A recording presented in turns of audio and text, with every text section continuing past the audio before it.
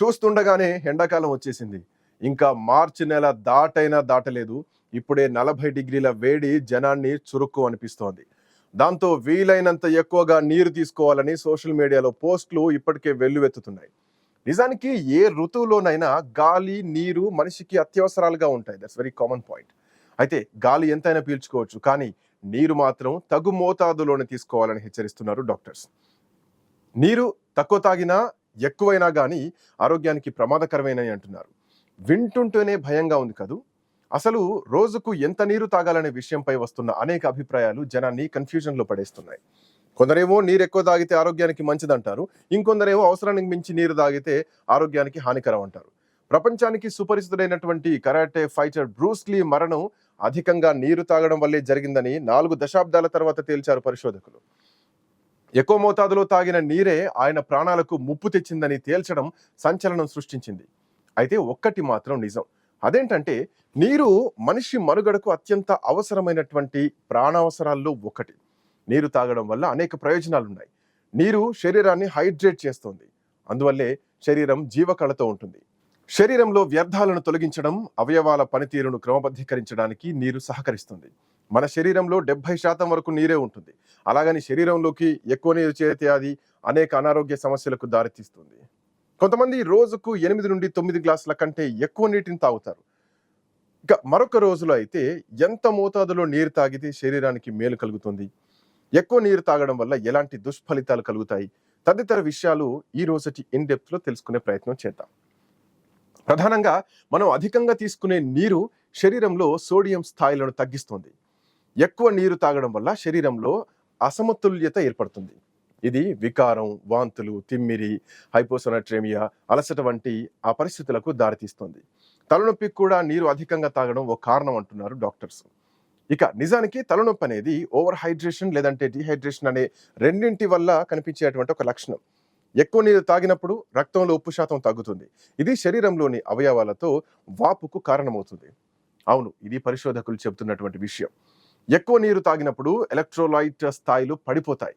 తక్కువ ఎలక్ట్రోలైట్ స్థాయిలు కండరాల తిమ్మిరి కారణమవుతాయి. అంతేకాదు, నీరు ఎక్కువగా తాగడం వల్ల అలసట కలుగుతుంది.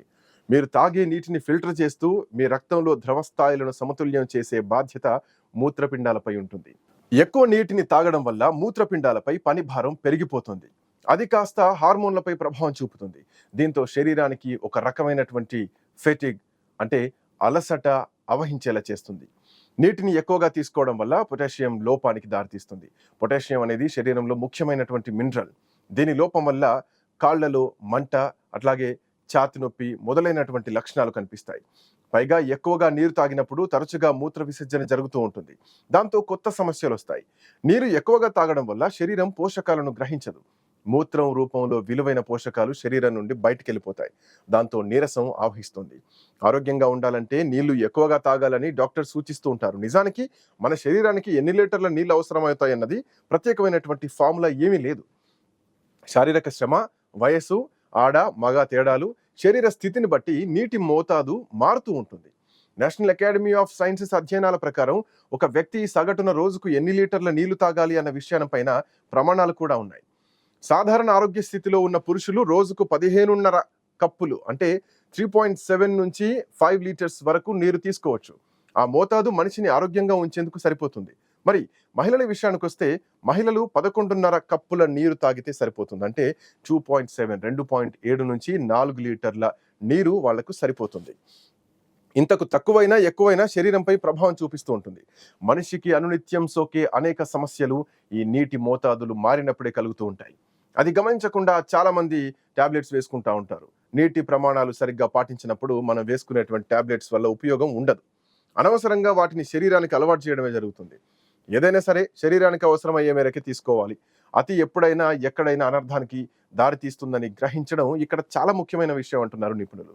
అఫ్కోర్స్ అందరికీ తెలిసిన విషయమే. శరీరం మొత్తం బరువులో నీటి శాతం కూడా ఉంటుంది. అందుకే శరీరంలో చిన్న చిన్న మార్పులు వస్తూ ఉంటాయి. అప్పుడప్పుడు శరీరంలో నీటి శాతం అధికంగా ఉంటే మనుషులు బరువు పెరుగుతారు. చాలాసార్లు వాటర్ వెయిట్ కి కారణం ఉప్పు ఎక్కువగా తీసుకోవడమే. అయితే శరీరంలో ఎంత మోతాదులో నీరు ఉండాలి అనే విషయం ప్రతి ఒక్కరూ తెలుసుకోవాలి. సాధారణంగా పెద్దవారి శరీర బరువులో నీటి శాతం 50 నుండి 60% వరకు ఉంటుంది. శరీరంలోని అదనంగా ఉండే నీటిని వాటర్ వెయిట్గా సూచిస్తారు. శరీరంలో నీరు పేరుకుపోయినప్పుడు ముఖ్యంగా పొత్తి కడుపులో కాళ్ళు, చేతులు ఉబ్బరంగా మారుతాయి.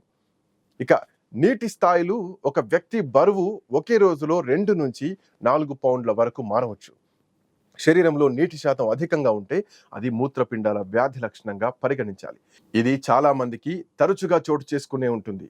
అయితే జీవన శైలిలో మార్పులు చోటు చేసుకోవడం ద్వారా శరీరంలో వాటర్ వెయిట్ను స్వతహాగా తగ్గించుకోవచ్చు. శరీర ఊబకాయంగా కనిపించేందుకు కూడా నీరే కారణం అంటున్నారు. ఇది ఎవరు నమ్మరు ఆఫ్ కోర్స్. కొవ్వు వల్లే తాము లావుగా ఉన్నామనుకుంటారు, కానీ తీసుకునే ఆహారం కూడా అందుకు కారణం అని చాలా మందికి తెలియదు. సోడియం, కార్బోహైడ్రేట్లు అధికంగా ఉండేటువంటి ఆహారం తీసుకోవడం వల్ల శరీరంలో నీటి పెరుగుదలకు కారణమవుతుంది. పొటాషియం, మెగ్నీషియం లోపాలు కూడా అదనపు నీటి బరువుకు కారణం కావచ్చు. అదే మహిళల్లో అయితే ఋతుచక్రం కూడా కారణంగా మారుతుంది. మహిళల్లో సహజంగా చోటు చేసుకున్నటువంటి హార్మోన్లలో మార్పులు ఋతుస్రావానికి ముందు వారంలో నీటి పెరుగుదలకు కారణమవుతాయి. ఉప్పగా ఉండే ఆహారాలు, కార్బోహైడ్రేట్లు ఉండే ఆహారాలు తినడం కూడా ఈ సమయంలో శరీరంలో వాటర్ వెయిట్కు దారితీస్తాయి. ఆడవారైనా మగవారైనా రోజుకు తగినంత వ్యాయామం లేకపోవడం కూడా ఓ కారణమే అంటున్నారు నిపుణులు. ప్రతిరోజు క్రమం తప్పకుండా వ్యాయామం చేస్తే శరీరంలో ఉండే అధిక శాతం నీరు చెమట రూపంలో బయటికి వెళ్ళిపోతుంది. ఏ వ్యాయామం చేయకపోయినా ఎక్కువసేపు కూర్చోవడం, నిలబడడం వల్ల శరీరం చుట్టూ ద్రవాలు సరిగా ప్రసరించడం ఆగిపోతాయి. దీంతో శరీర కణజాలం చుట్టూ నీరు పేరుకుపోతుంది. ఇది శరీర అంత్య భాగాల్లో వాపుకు దారితీస్తుంది. అంతేకాదు మూత్రపిండాలు సరిగ్గా పనిచేయక శరీరం చుట్టూ సాధారణ రక్త ప్రసరణకు అంతరాయం కలుగుతుంది. ఈ అంతరాయం ద్రవాల పెరుగుదలకు కారణమవుతుంది. ఫలితంగా శరీరంలో వాపు, అదనపు నీటి బరువు ఏర్పడుతుంది. కొన్ని రకాలైనటువంటి ఔషధాలు వాడే వారిలోనూ ఈ సమస్య కనిపిస్తుంది. ఎక్కువగా మెడిసిన్స్ వాడే వాళ్ళలో శరీరంలో నీటి శాతం ఎక్కువగా ఉంటుంది. వాటర్ వెయిట్ను తగ్గించుకునేందుకు ఉప్పు తక్కువగా తీసుకోవాలంటున్నారు నిపుణులు. ఉప్పు వాడకం ఎక్కువైనప్పుడు దాన్ని డైల్యూట్ చేయడానికి కిడ్నీలు ఎక్కువ నీటిని ఉంచేస్తాయి. ఇదే కాక హార్మోనల్ చేంజెస్, అట్లాగే మెన్స్ట్రువల్ సైకిల్ కూడా నీటి బరువుకు దారితీస్తుంది. చూసారుగా, నీటిని సరిపడా మాత్రమే తీసుకోవాలి, కావలసినంతే తీసుకోవాలి.